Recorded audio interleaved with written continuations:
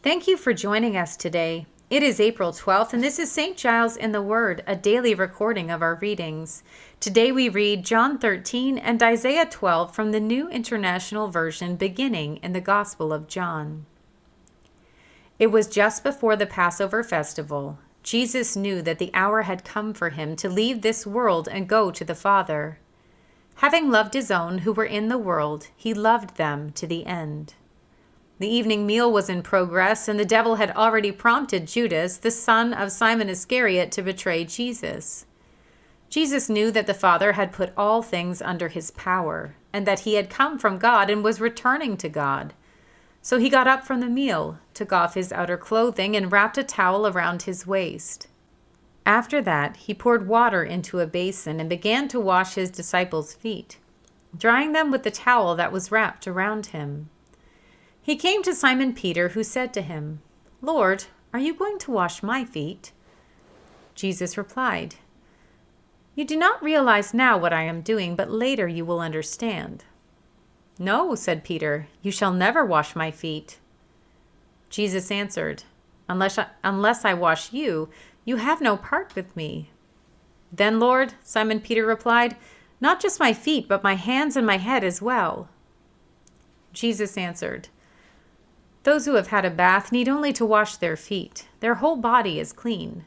And you are clean, though not every one of you." For he knew who was going to betray him, and that was why he said not everyone was clean. When he had finished washing their feet, he put on his clothes and returned to his place. "Do you understand what I have done for you?" he asked them. "You call me teacher and Lord, and rightly so, for this is what I am. Now that I, your Lord and teacher, have washed your feet, you should also wash one another's feet.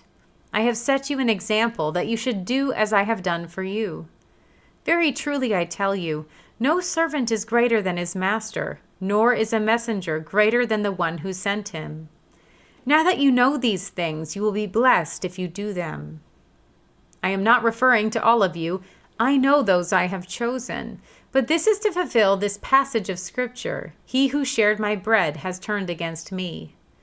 I am telling you now before it happens, so that when it does happen, you will believe that I am who I am. Very truly I tell you, whoever accepts anyone I send accepts me, and whoever accepts me accepts the one who sent me." After he had said this, Jesus was troubled in spirit and testified, "Very truly I tell you, one of you is going to betray me." His disciples stared at one another, at a loss to know which of them he meant. One of them, the disciple whom Jesus loved, was reclining next to him. Simon Peter motioned to this disciple and said, "Ask him which one he means." Leaning back against Jesus, he asked him, "Lord, who is it?" Jesus answered, "It is the one to whom I will give this piece of bread when I have dipped it in the dish." Then, dipping the piece of bread, he gave it to Judas, the son of Simon Iscariot. As soon as Judas took the bread, Satan entered into him. So Jesus told him, "What you are about to do, do quickly."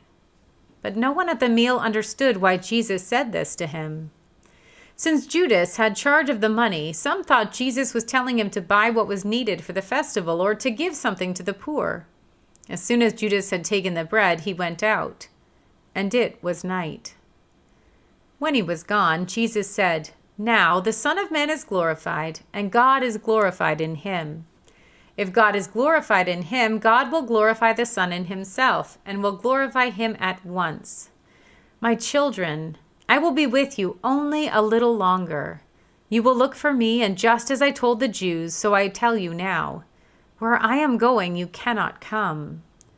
A new command I give you. Love one another. As I have loved you, so you must love one another. By this, everyone will know that you are my disciples if you love one another." Simon Peter asked him, "Lord, where are you going?" Jesus replied, "Where I am going, you cannot follow now, but you will follow later." Peter asked, "Lord, why can't I follow you now? I will lay down my life for you." Then Jesus answered, "Will you really lay down your life for me? Very truly I tell you, before the rooster crows, You will disown me 3 times. We turn now to the book of the prophet Isaiah. In that day you will say, I will praise you, Lord. Although you were angry with me, your anger has turned away, and you have comforted me. Surely God is my salvation. I will trust and not be afraid. The Lord himself is my strength and my defense. He has become my salvation. With joy you will draw water from the wells of salvation. In that day you will say, Give praise to the Lord, proclaim his name. Make known among the nations what he has done, and proclaim that his name is exalted. Sing to the Lord, for he has done glorious things. Let this be known to all the world. Shout aloud and sing for joy, people of Zion, for great is the Holy One of Israel among you. Here ends our reading for today.